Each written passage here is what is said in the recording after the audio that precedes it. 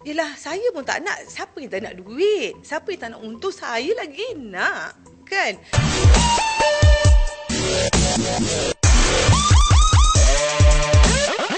Kita cari jawapannya dalam kapsul hiburan BHTV Uppercase.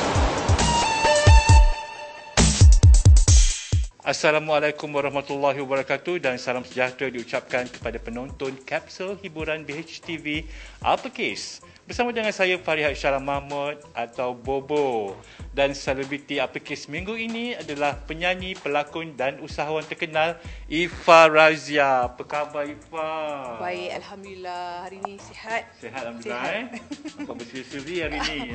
Kan, kena berserilah. Tak mau lagi nak raya. Okay, Ifah mesti tahu kan kenapa Uppercase datang berjumpa dengan Ifah hari ini. So mungkin Ifah boleh kongsi sedikit mengenai berita pembatalan acara Star Vendors. Mungkin orang nak tahu gambaran sebenar apa yang berlaku.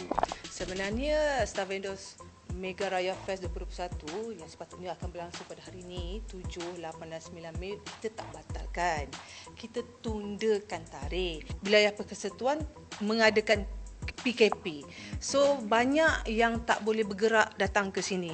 Dan sehari sebelum diberitahu wilayah persekutuan ni diperintahkan PKP, sebelum tu negeri Selangor. Okey, bila dah negeri Selangor terkepung, negeri Kuala Lumpur ni semua tak boleh masuk, satu masalah lagi. Tapi kami waktu tu tak apalah, kami gamble aja waktu kami fikir okey, bersikap positif juga, kita teruskan juga. Walau apa pun yang terjadi, kita akan teruskan event kita. Tiba bila saya dah naik set up apa semua, dapat pula berita terkini, okey, berita rasmi daripada pihak MKN sendiri mengatakan PKP di Kuala Lumpur terkena jugalah. Maknanya tempias tu kena di kawasan PWTC ni juga kan. Jadi macam mana orang nak datang? Okey, bila kita dapat PKP tu, saya melihat balik PKP yang pertama dulu. Kan, kalau PKP yang pertama dulu, perintah berkurung, orang tak boleh keluar rumah, hanya satu kereta, hanya ketua keluarga saja yang boleh keluar kan, kalau ikut PKP yang first dulu. Jadi kita tanya-tanya, adakah lesen saya ataupun permit saya yang diluluskan oleh DBKL dan juga polis di Dawang Wangi masih boleh diteruskan atau tidak. Okey, jadi saya menunggu-nunggu, kami pun berbincang-bincang dengan pihak WTC juga di sini.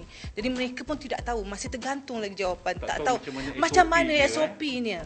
Kami menunggu sampailah semalam petang, 2 hari lepas petang tu mendapat pengabar, semalam petang pukul 4 petang DBKL baru keluarkan SOP yang terbaru yang mengatakan boleh mengadakan bazar Aidilfitri, tetapi dengan SOP yang ketat daripada 10 pagi sampai 10 malam.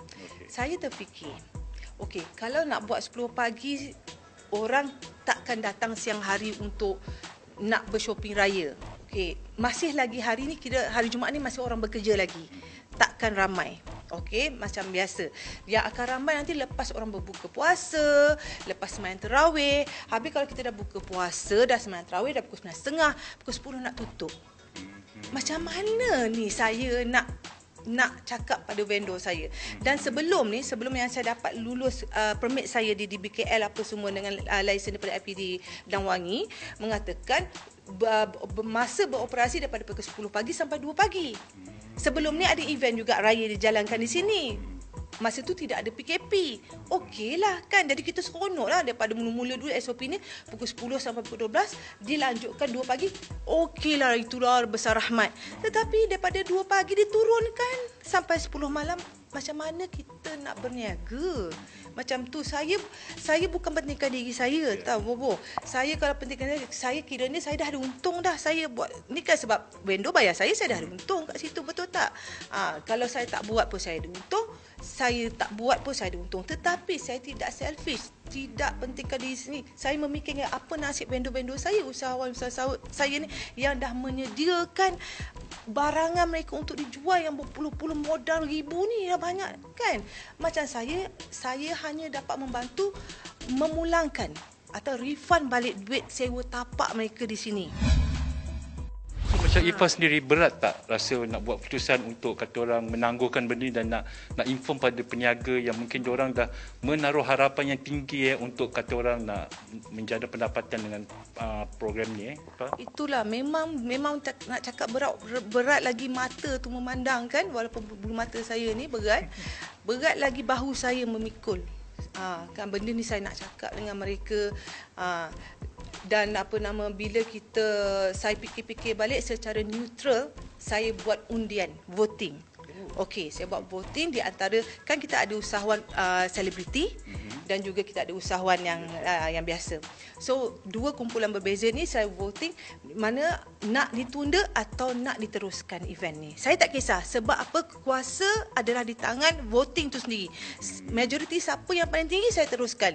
Saya semalam saya gamble macam tu. So bukanlah Ifah membuat keputusan veto FAP yang kata bukan? No, tak. Saya bukan buat keputusan ikut suka hati syok sendiri, tak. Saya bersidang bersama pihak WTC sendiri sampai pukul 2-3 pagi untuk menyelesaikan isu ni. Untuk mencari jalan yang baik bagi semua orang. Walaupun kita cakap benda tu happy, sebenarnya tak happy pun. Sebab tanpa rela pun kan, macam terpaksa kan. Jadi bila semalam saya kata adakan undian voting, sama ada nak diteruskan atau ditunda, sampai lepas buka puasa saya kata pukul 8 tepat saya akan tutup undian.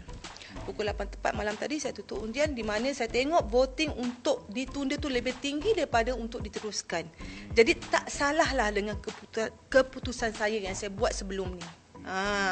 Jadi mereka bersetuju dan bersependapat dengan saya, di mana baiklah kita tundakan bulan Julai nanti pada 2, 3, 4 Julai. Bertempat di sini juga. Cuma Dewan Hall nanti kita tak tahu kat mana lagi. Harapan itu masih ada lah untuk mereka berniaga. Tapi Julai untuk acara apa pula? Untuk sempena apa? Okey, sempena Hari Raya Haji. Jadi kita tak boleh ni, kita harap-harap masa tu tak ada PKP lagi lah. Masa PKP dah habis lah waktu tu, dan ada kelonggaran yang okey lah sikit untuk kami berniaga di sini. Sebab apa? Saya dah keluarkan modal, dah bayar habis lah PWTC, dah keluarkan modal banyak untuk AMP, dah beratus-ratus ribu dah duit saya. Berapa agaknya kerugian yang ditanggung tu Ifah? Sebab mesti dah keluar modal dulu kan? Betul. Saya kena bayar kontraktor saya kena bayar semua. Kalau nak kirakan 500 ribu. Ya, dan itu belum saya nak refund lagi. Kan? Itu antara duit vendor yang dah bayar sikit. Saya gunakan untuk AMP apa semua. Yang sekarang yang nampak ni AMP saya lah terlampau mahal sangat kat situ. Macam WTC ni kita boleh kira lagi lah kan. Dan macam vendor-vendor yang nak menunggu refund pun, saya pun nak kena minta dengan pihak WTC juga kan. Dah duit dah labur dah habis kat situ. Mungkin ada juga vendor yang mungkin diingat macam kenapa tak bayar cepat ke, mungkin apa yang Ifah boleh katakan? Memang betul. Bobo, apa yang awak cakap ni, ada vendor kata saya baru aja bayar 2-3 hari lepas. Kan? Takkanlah saya nak tunggu sampai 60 hari. Ini kena ikut polisi. Sebab kita pun bayar kat WTC satu corporate yang besar juga, diorang pun ada polisi diorang nak keluarkan balik, nak refund macam mana. Jadi saya mintalah kerjasama. Bukan saya tak nak bayar. Sebelum ini pun, masa PKP yang pertama pada 2020 pun saya bayar refund. Tapi kita tak masuk lagi lah di WTC ketika tu kan. Tak banyaklah kerugian yang saya alami berbanding dengan sekarang ni. Jadi yang sekarang ni tinggal nak on saja event kita ni. Semua dah get ready. Vendor-vendor pun dah turun, dah loading barang, terpaksa balik. Nampak juga ada yang vendor yang diorang dah siapkan produk awal dan banyak Ifah. Jangan cakap vendor saja, selebriti yang 50 orang yang saya bawakan semua dah get ready. Selebriti tu komen apa pula? Kau komen selebriti? Komen dia lah nak macam mana, tak dapat teruskan. Menangis, semua menangis. Kalau awak dalam grup selebriti tu, awak boleh tengok lah semua rintihan tu.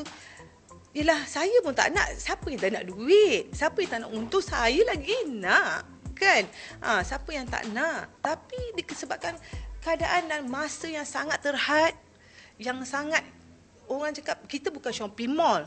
Shopping mall boleh buat 10 pagi sampai 10 malam sebab apa vendor yang kat dalam tu memang dah ada dah. Yang memang dah bertahun-tahun duduk menyewa kat situ.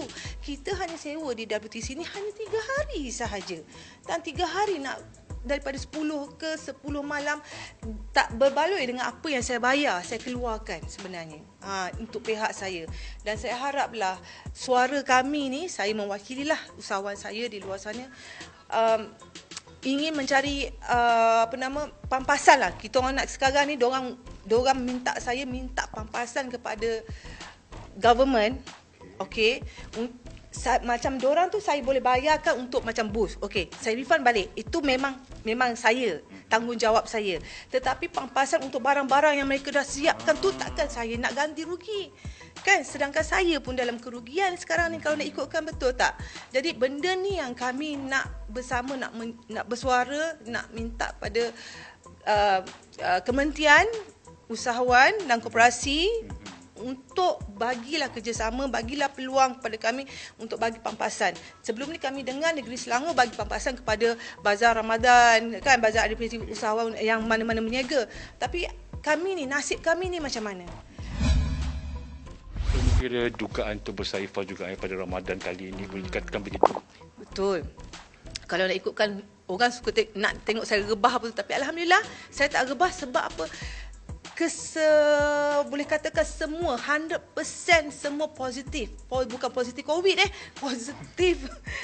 Staf vendor saya ni menyokong saya. Saya tak sangka vendor-vendor saya sangat menghargai saya. Menyalahkan IFA ke? Tak ada, sebab diorang tahu keadaan ini bukan salah saya, bukan salah, nak salah siapa pun tak tahu sekarang ni. Apa yang kami nak, kami tak nak salah siapa-siapa. Kami nak minta bantuan. Itu sahaja. Ifa, masa mula-mula buat perniagaan ni kan, Ifa berfikir tak yang ini sebenarnya risiko juga, Ifa, sebab bila buat dalam keadaan pandemik yang kita pun tak tahu bila akan berakhir, apa yang akan berlaku sebenarnya. Okay. Mungkin ada Ifa terfikir tak benda tu juga? Sebelum ni saya start bisnes staff vendor saya 2019. Saya buat 72 jam tanpa henti, 3 hari 3 malam di sini, berjaya. Satu fenomena yang baru untuk staff vendor yang usahawan seperti saya yang baru ni. Apabila tahun 2020 ni kita memang dikejutkanlah satu dunia lah. Bukan saja saya kata, satu dunia merasa benda ni. Okey, bila masuk tahun 2021 saya dah get ready. Sebarang kemungkinan besar akan berlaku. Last minute ke besok inilah. Ini yang saya dah get ready, di mana okey, kita ada plan A, plan B, plan C, plan. Kita dah letakkan plan kita dah. Dan saya cuma harap vendor saya ni setuju dengan apa yang saya aturkan dan dapat voting orang ramai majoritinya. Dan alhamdulillah diorang bagi kerjasama yang sangat-sangat bagus. Saya sampai terharu dan menangis, tak sangka mereka bagi sokongan macam ni kepada saya. Diorang lagi dalam grup WhatsApp, saya tak ada dalam tu. Dia cakap, tolonglah bersama Eva, dampingi Eva ketika ini. Macam saya rasa macam cukup terharulah, benda-benda macam ni kan kita. Kalau untuk saya, okey, saya cakap saya boleh. Tapi untuk vendor-vendor saya ni macam mana? Itu yang saya harapkan. Kalau ada pihak menteri, mana-mana pihak lah kan, tolonglah hargai kami ni, usaha kami nak cari duit. Mereka juga, tolonglah. Itu je saya nak bersuarakan untuk pihak vendor-vendor saya. Lain tak ada. Demikianlah tadi temu bual saya bersama dengan Ifa Raziah mengenai staff vendorsnya yang tidak dapat diteruskan pada 7 dan 8 hingga 9 hari bulan ini dan akan ditunda pada Julai depan. Kita doakan semoga Ifa Raziah tabah menghadapi dugaan ini dan juga staff vendors pada Julai nanti akan berjaya sepenuhnya. Sekian daripada saya, Farhad Syarah Mahmud, dan juga saksikan paparan lebih menarik minggu depan dalam Apa Kes.